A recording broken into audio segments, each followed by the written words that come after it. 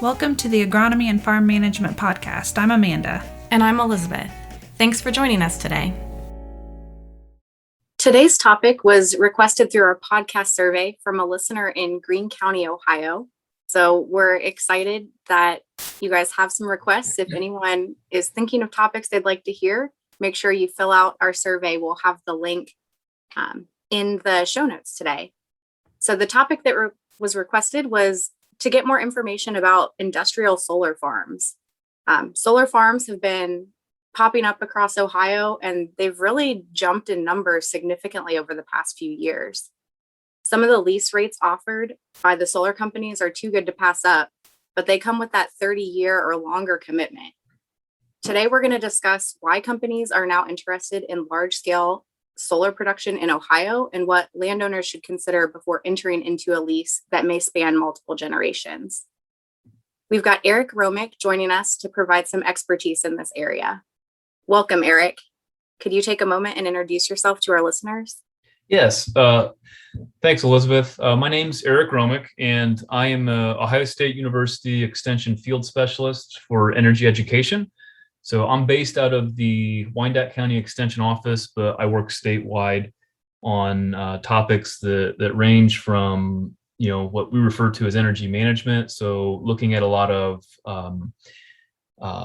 peak demand and energy efficiency issues in livestock buildings, a lot of advanced energy metering, power quality type metering with those facilities, and just ways that farmers can save money through efficiency and peak demand strategies, all the way to topics on behind the meter solar system design and financial modeling. And then, of course, what we're talking about today, utility scale solar development, where we help out with everything from guidelines to entering into good lease agreements, to doing some economic impact, input-output modeling, and then also some things in terms of what can we do to make this type of development better moving forward, and we're testing out different vegetation management strategies that utility scale developers may consider in the future. We're excited that you're willing to share your expertise. We know you've got years of experience with energy generation, seeing as how you're from Wyandotte County and you got to see one of the first large-scale projects go into production in Ohio. So we've really seen the interest in this area grow a lot. If we look back to just 2009, Ohio had only 14 public utility solar projects, and most of those were small scale. Why do you think that interest has grown so much in solar projects in Ohio recently? Yeah, so you're right. I mean, a lot of this was really driven by policy and incentive programs. So initially, Ohio passed Senate Bill 221 in 2008, and that piece of legislation housed the state's alternative energy portfolio standards. In general, it was mandating our investor-owned utilities to diversify their electric generation portfolio to include a percentage of renewable energy generation. And so that was one of the things that really kind of kicked off a lot of interest in solar technology and also wind in Ohio. And you're right, the Wyandotte County Solar Project, Wyandotte Solar, was built in 2009, really in response to that legislation. Since then, we've really seen a lot of development with solar. Now, it's important to kind of keep everything in perspective. So as you look at it, as we sit here today, we've grown from 14 certified projects in Ohio, certified solar projects, to 2,963 as I looked at the report last month. So, you'd say significant growth, but one of the things to keep in mind is, when you look at the actual generation capacity of these projects, they're very small. And so historically, we've seen a lot of development in Ohio, but most of that was what we refer to as behind the meter solar projects. So projects that are built and owned by homeowners, business owners, farmers, and they're installed to offset the electrical loads of those specific locations. What we've seen here in the last, I would say, 3 years is a transition to, we're seeing less and less behind the meter development. So Really, since 2017, we've seen a pretty steady reduction in the number of small-scale certified projects, but we've seen a big increase in the number of utility-scale solar projects. And the difference, I guess, kind of that threshold in terms of utility-scale project in Ohio, any electrical generation facility greater than 50 megawatts has to go through the Ohio Power Siting Board for siting approval. And that's kind of what we're seeing right now with this utility scale solar development is we currently have 38 projects that have submitted applications to the Power Siting Board for review. The total combined generation capacity of those projects would be just over 6,800 megawatts of capacity. I always like to remind people that solar energy has historically had a 16 to 18% capacity factor. These utility scale solar projects, because of single axis trackers, tend to have a little bit higher capacity factor, ranging from 22 to 24%. Thanks, Eric. It's been really interesting to see this. And there's been, talk among communities of how much these land leases are going for. So that has a lot of people interested in really what are these companies looking for in siting where they're going to site their solar projects? Yeah, so it's a great question and one that we get quite a bit in terms of, why Ohio? Why are we seeing a lot of this development in Ohio? A couple points, I guess, to that. So number one, I would say we're not alone. As you look to, other states across the Midwest, this has kind of been a regional transition where we're starting to see more and more solar development across the Midwest. You look at Indiana, Iowa, Michigan, Illinois, New York, Pennsylvania, they're all dealing with the same types of development trends that we're seeing here in Ohio. With that said, a couple things that developers are looking for is, number one, they like ground that is relatively flat. And so we certainly have access to that. The other thing that's really important is just having an interconnection point.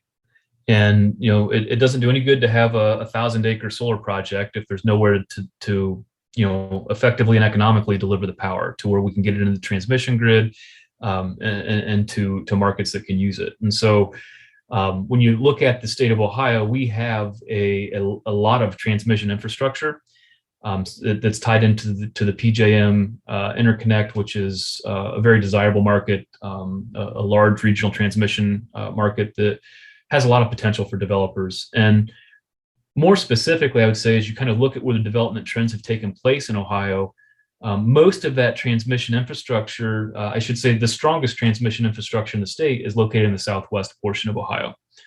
That just happens to be where the strongest solar resource is as well. So as you look at the state, you kind of go from Youngstown, Caddy Corner down to Cincinnati, and our solar resource, ranges from like 3.7, a global horizontal irradiance index of 3.87 up in the Youngstown, Canton area, up to like 4.2 down in the Dayton, Cincinnati region. So that's one of the reasons that we've seen so much development pressure take place in the southwest portion of the state. With that said, I can say based on receiving phone calls from landowners that are having questions about lease agreements, that this is a development that's taking place all across the state. Last I looked, I think there were 28 of the 88 counties had projects that were officially submitted to the Power Siting Board, and that number is growing every day. I think that's interesting that Ohio is a target. Just out of curiosity, where do we rank in terms of that solar radiation compared to the rest of the U.S.? So when you look at the sun index, which is basically a measurement of direct sunlight that's going to be impacted by your latitude and then also the average cloud cover, Ohio ranks 23rd in the solar potential. However, when you look at actual generation, in 2020, Ohio generated 438,000 megawatt hours from solar electric, which ranked 28th when you compare it to other states. It is important to note, 438,000 megawatt hours, it sounds like a lot, but just keep in mind that still represented less than 1% of Ohio's total net electrical generation. So while it's a growing portion, it's still a very small portion in our overall energy mix. For the second part of this podcast, I'd like to focus on what landowners should think about if you are approached by one of these companies to get involved in a solar project. So first off, what kind of time commitment are we looking at? So in terms of what landowners should consider, I guess selfishly I'd like to put a plug out for our solar leasing checklist. And we have a landowner's guide to solar leasing that has a lot of really good information. I partnered with Peggy Hall, who's our ag law specialist. And Peggy and I were able to review a number of lease agreements and try and identify what were common themes, what were we seeing that was good for landowners or concerning possibly, and then of course otherwise. So as I think about important things for landowners and the time commitment, that's kind of the first issue, is that it is a very long time commitment. When you add up the various terms and options that are included in these lease agreements, these commitments can be 30 to 50-year commitments. So it's really important to have a long-term perspective on, what does this agreement mean to your farm, your business, your family, and who's going to be in charge 30, 40, 50 years from now. Some of the other questions or issues that we see that commonly come up. Obviously, a big one is what's the lease rate that they're offering, and that's really a kind of a moving target. I've seen, talking with landowners, I've heard everything from 800 to 1,200 that I would say is a fair range right now, and that would be per acre annually. They all tend to have different escalation clauses built into them. Some of them will have, a fixed escalation rate annually. Some of them will reevaluate and adjust based on land values every so many years. Some of them will. I've seen one that was the best lease rate I've seen in terms of their compensation model. It offered 1% annual escalation above and beyond land inflation values. And so you're always, and of course it had a smaller principal. I think that one was starting out at like 700 an acre, but it really took a lot of the risk and the questions in terms of, well, what's going to be the value of land 50 years from now? That with that structure, they knew that they were going to be in a good position. But with that said, and with the potential earnings aside, there's a lot of things that you really need to think about to make sure you're entering into a good agreement. Taxation is a question that we get a lot, and one of the things that Peggy and I recommend is just to make sure that in your lease agreement, you clearly state that any change in tax value or tax assessment is going to be the responsibility of developers. And if you are going to convert an entire tract, from row crop production into solar production, it's going to come out of CAUV. So there's going to be a CAUV recoupment penalty that you need to consider. And so working with an attorney to make sure that you have those types of things ironed out clearly in your lease agreement will make sure that you're not exposed down the road. One of the things I always caution landowners with is, there's a couple of different types of developers, and not to say one's good or one's bad, but it's important to recognize who you're working with. And so a question I often recommend they ask early on is whether or not the developer is what we would refer to as an owner operator, meaning, a developer that's going to, put the project together, develop it, build it, and own it for the next 30, 40 years. In that case, that's going to be the company you're working with. Or is it going to be a company that, develops it and then flips it and sells it to somebody else that has interest in, in the renewable energy credits or the tax credits? And, in that case, your contact person could be someone else. And so my reason for bringing that up is one of the things I think is critically important is just understand as you're going through this process, if it's not in writing, it doesn't exist. And so someone can sit at your dinner table and make a promise to you. That person's probably not going to be there when it comes time to see if that's actually going to be carried through. And so just make sure that as you think through these little things that they're getting included into the leasing agreement. And then the last thing that I really want to point out, in the time we have here, and again, you can read the checklist or the full bulletin to get a lot of the details. But another key point is related to decommissioning, and this is one of the areas that I've had a lot of concern with. However, I think it's improving a little bit.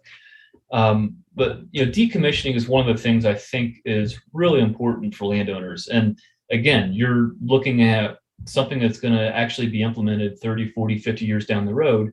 But if it's not in writing, then it's not going to necessarily be done in the way that you want it to be done. And so a couple points to consider related to decommissioning. Anytime you look at decommissioning, I would really encourage you to try and work with the developers so that in your landowner or in your lease agreement, we're dealing with decommissioning cost, not net decommissioning cost. And in general terms, what we're seeing is there's the potential for having some recycling value from the steel, or even though it's not a mature market that exists, possibly recycling the modules down the road. That really doesn't impact the landowner, right? And so I just encourage landowners to try and get the net decommissioning cost language, get that out of the lease agreement, and really focus on what's the actual cost of removing it, and making sure that the security bonding to have that site removed and remediated is put in place before equipment shows up on site. The last piece to decommissioning that I think we can improve on as we work through our lease agreements and working with developers is having an understanding that a lot of times what I see is a real clear statement of what they'll do. So a decommissioning might involve, we'll de-energize the project, we'll remove the modules, we'll remove the racking and any infrastructure to a depth of 36 inches. We'll grade the site and establish a vegetative cover.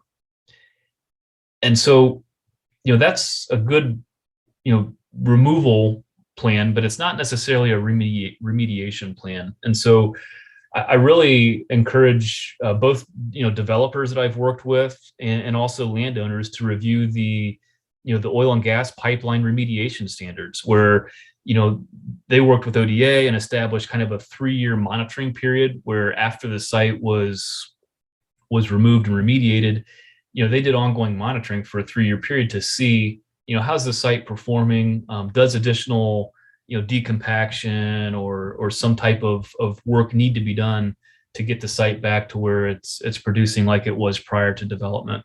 And another key point to that, if you're going to have a monitoring period, you have to have some type of a metric or some type of a baseline to measure it against. And so making sure that you kind of think through that and include that in the lease agreement, I think is going to be critically important as we look ahead 40 or 50 years to think about how these sites may be coming out of solar production and possibly going back into agricultural production. And this is really important because of the scale. And we didn't touch on this earlier, but I think it's worth noting. So, the cost of solar have come down, and there's obviously been policy developments that are supportive of solar. And so we've seen this massive boom in development. And what's happened is it's really uncovered a weakness of solar that we never really considered. And that's the fact that a photovoltaic solar cell is a technology that has an inherently low power density, meaning that it takes a lot of horizontal surface area to generate a little bit of power.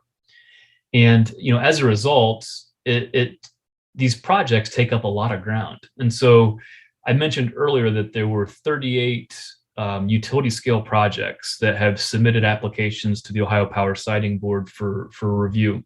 So if you combine those 38 projects, it's just over 64,800 acres that are currently under review. And so, it's, again, that doesn't necessarily mean that these are acres that are never going to be able to go back into production. But I think it's really important that our lease agreements are taken seriously as we think about what's that process going to look like, even though it may be someone else that's dealing with it down the road. Eric, you touched on a lot of great points for landowners to consider. the landowner guide that you guys have is an excellent resource, so we'll definitely link that up. We appreciate how you and Peggy and your team has really been on top of this issue from the beginning, and helped those already involved in contracts even get off on the right foot. I guess with that, what else do you have going on related to solar projects around Ohio? The one thing I guess to kind of maybe throw out there as we wrap up, and I talked a little bit about, solar being a technology with an inherently low power density, and it takes a lot of ground to generate a little bit of power. And that's not necessarily to point out or say solar energy is bad. I think we all have seen and heard the many benefits of solar. It's an emission-free energy resource, and low operations and maintenance costs, no moving parts, no sound, that type of thing. But with any of these energy resources, there's weaknesses. And so one of the weaknesses of solar is it takes a lot of space. I'm partnering with some folks in Extension, and Christine Gelly in Noble County, and James Morris and Brown County. And we've partnered with a utility scale solar developer to try and look at, how can we minimize the impact of land conversion, and look at it from, instead of, land conversion, land conservation. And one of the things that we're looking at, that we're interested in, we have a test site up in Van Wert County where the developers partnered with a private farm, and they built a small scale behind the meter project, but they built it to the same specs of the utility scale site. So same modules, same racking, same spacing. And what we've done is partnered with this farmer, and we've established a series of test plots to look at different vegetative cover options. So we're looking at some transition crops that could get developers kind of through a year, depending on when they wrap up with their construction. So we're looking at like a crimson clover. We're looking at teff grass, alfalfa, and a cool season hay mix. And really trying to better understand, what do we need to do differently to possibly manage these crops within the alleyways of a solar site. And then, also try to understand what are the best practices for establishing, so seeding rates, weed control, and then also, is there a quality there, right? So looking at taking forage quality samples to determine, is it a desirable crop that could have revenue earning potential down the road. That could benefit both local farmers. It could benefit from, when you think about an environmental standpoint, by generating habitat for wildlife, and then of course from a cost standpoint, when you look at the operations and maintenance of these systems down the road. I know that's a big question that I've heard from people in my county too, is, what are the options, vegetative options around these? So I'm glad you guys are working on that. And thank you for your time. If people do have questions, where can they follow up with you? We have a website where we try to organize most of our resources. There's a shortened link to that. It's go.osu.edu/farmenergy. That's all one word. And then also feel free to send me an email. My email's romich.2. That's ROMICH.2 Perfect. And we'll put those links in the show notes as well. So Eric, thanks again for your time, and we look forward to talking with you about other projects in the future. Absolutely, Amanda. Thanks for having me. Hey, podcast listeners. Just a reminder to give us a like or subscribe so you know when we release new episodes. If you're enjoying the podcast, be sure to leave us a review also. We appreciate the comments. Thanks for listening to the Agronomy and Farm Management Podcast. Join us again in 2 weeks for our next episode.